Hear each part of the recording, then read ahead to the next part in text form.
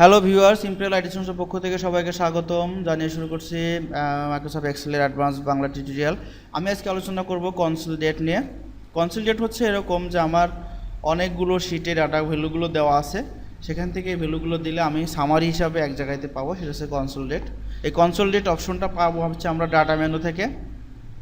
Consolidate consolidate হচ্ছে এরকম, এই কনসোলিডেট করতে গেলে আমার একসাথে 5টা-7টা শিট আছে, যেখানে আমি প্রতি বছর ইয়ারলি হিসাব নিকাশ করে থাকি।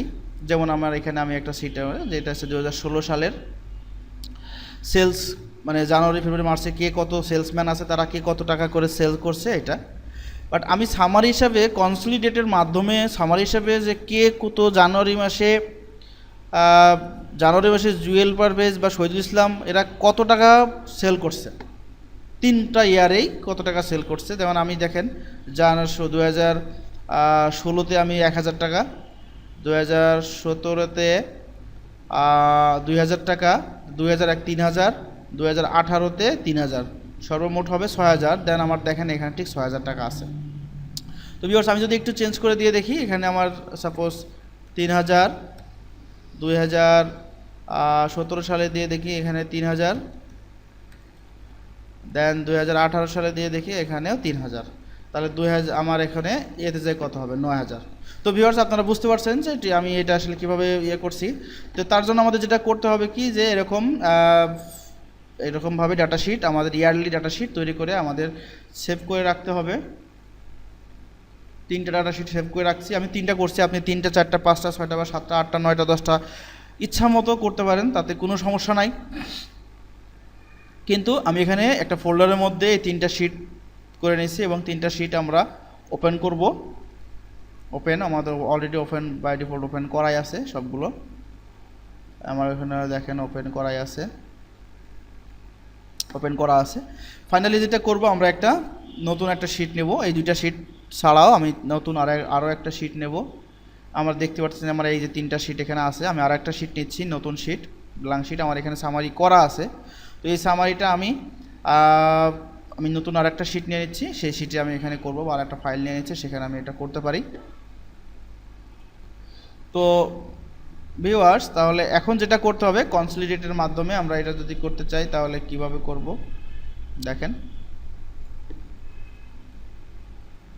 ওকে ফাইন, এখন যেটা করতে হবে সেটা হচ্ছে যে এই নতুন শিটে যাওয়ার পরে আমরা ডাটা মেনুতে যাওয়ার পরে কনসোলিডেট পাবো। তো আমরা যেখানে রাখতে চাই সেখানে কার্সারটি রেখে আমরা চলে যাচ্ছি কনসোলিডেটে, চলে যাচ্ছে কনসোলিডেটে। দেখেন আমাদের এখানে ফাংশন, এখানে সাম থাকবে, ফাংশনে অনেক কিছু দেওয়া আছে, আমরা এখান থেকে ফাংশনের সামই রাখবো, অসুবিধা নাই। এখন রেফারেন্স হচ্ছে আমাদের 3টি যে ইয়ারলি যে আমাদের যে সেলসের যে অপশনটা ছিল, এই 3টা অপশন থেকে 3টা ইয়ারকে আমরা এক জায়গায় করব। তো তাহলে কিভাবে করব সেক্ষেত্রে আমরা এখানে যাচ্ছি, যাওয়ার পরে আমাদের রেফারেন্সে যে সূত্র লিখব। তো শিট আমরা অ্যাড করলে কি হবে, দেখুন শিট আমি যদি ব্রাউজ করে শিট অ্যাড করে দিই, সাপোজ এই দিলাম, দিয়ে যদি আমি অ্যাড ক্লিক করে দেখেন consolidation reference is not validated, তাহলে আমরা এটা করব না করে কি করব, না করে আমরা 3টা শিট ওপেন করে নেব। এই যে আমি 3টা শিটে আমার এখানে ওপেন আছে। তো আমার 2016, 17, 18 পর্যায়ক্রমে আমার ওপেন আছে। তো আমি এই শিটে থাকার পরে আমি এখান থেকে চলে যাচ্ছি এই যে আপনার সিলেকশনের রেফারেন্স সিলেকশন, এখানে ক্লিক করলে আমাদের কনসোলিডেট রেফারেন্স করব। আমি প্রথমে 2016 সালটাকে করতে চাচ্ছি, তো এখানে ক্লিক করলাম। ক্লিক করার পরে আমি এই টোটাল এই সেলসটাকে সিলেক্ট করলাম, করে এখানে গেলাম। তারপরে দেখেন জানুয়ারি 2016, আমি জাস্ট এখানে অ্যাড করে নিচ্ছি। নেওয়ার পরে আমি এটাকে আবার ব্ল্যাঙ্ক করে নিলাম। নেওয়ার পরে আমি আবার এখানে ক্লিক করছি, করার পরে এবার চলে যাচ্ছি 2017 সালের সেম এই জায়গাটাকে আমি সিলেক্ট করব। সিলেক্ট করার পর আবার এখানে চলে যাচ্ছি, যাওয়ার পরে দেন আবার অ্যাড করে নিলাম। দেখেন আমার 16 এবং 17 দুইটা অ্যাড হয়েছে। আমি আবার এখানে চলে যাচ্ছি, যে এটাকে ব্ল্যাঙ্ক করে নিচ্ছি ভাবে। আবার এখানে চলে গেলাম, যাওয়ার পরে 2018 সালের যে সেলটা আছে সেটাকে এখান থেকে সিলেক্ট করে নিচ্ছি, দেন সিলেক্ট। ওকে, দেখেন 17, এবার এটাকে 18টা অ্যাড করে নিলাম। তো ভিউয়ার দেখেন আমার এখানে 16, 17, 18 3টা আমার অ্যাড হয়ে গেছে। তো আমরা এখান থেকে কী নেব, টপ রো নেব, লেফট কলাম নেব, টপ রো লেফট কলাম প্রত্যেকটা টেবিল থেকে ইউজ থেকে নিয়ে নেব এবং create a link to source data. যদি ক্রিয়েট লিঙ্কটা করে নিতে চাই তাহলে এখানে টিক চিহ্ন দিয়ে দেন। আমরা যদি ওকে বাটনে ক্লিক করি তাহলে দেখেন আমাদের এই যে নতুন যেটা ছিল সেখানে দেখেন চলে আসছে। ফলো করেন, এটা আমরা একটু বড় করে নিই তাহলে বুঝতে পারবেন। ভিউয়ার্সটা আপনারা দেখতে পাচ্ছেন যে এখানে আমার টোটালি যা দরকার আমরা যেটা চাচ্ছি সেটা অলরেডি আমরা এখানে পেয়ে গেছি। এই যে আমি এটা সার্চ সামারিটা লিখে দিই, সেলসম্যান। ভিউয়ার্স দেখেন আমি ওই 3টা ইয়ারে যতগুলো যা সেল করছি সব এখানে চলে আসছে। তো ভিউয়ার্স এইভাবেই আমাদের নর্মালি ডাটা কনসলিডেটের মাধ্যমে আমাদের ডিফারেন্ট শিট থেকে ডাটাগুলো চলে আসে। যেমন আমি এখান থেকে দেখতে পারি যে 2350 ছিল, আমি এখান থেকে দিলাম 1500। আচ্ছা, তারপরে আমার 16 সালের 17 সালে আমি দিলাম এটা 2500। ঠিক একই রকমভাবে আমি 2018 সালে 3500 দিলাম। তাহলে সব মিলিয়ে আমার কত আসলো দেখেন 7500।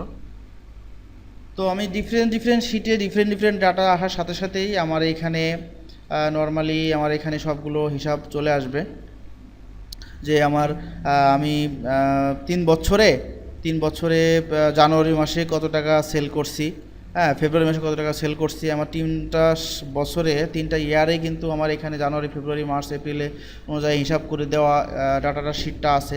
এই টোটাল 3টা শিট থেকে কিভাবে সামারি হিসাবে আমরা একটা শিটে নিয়ে আসবো।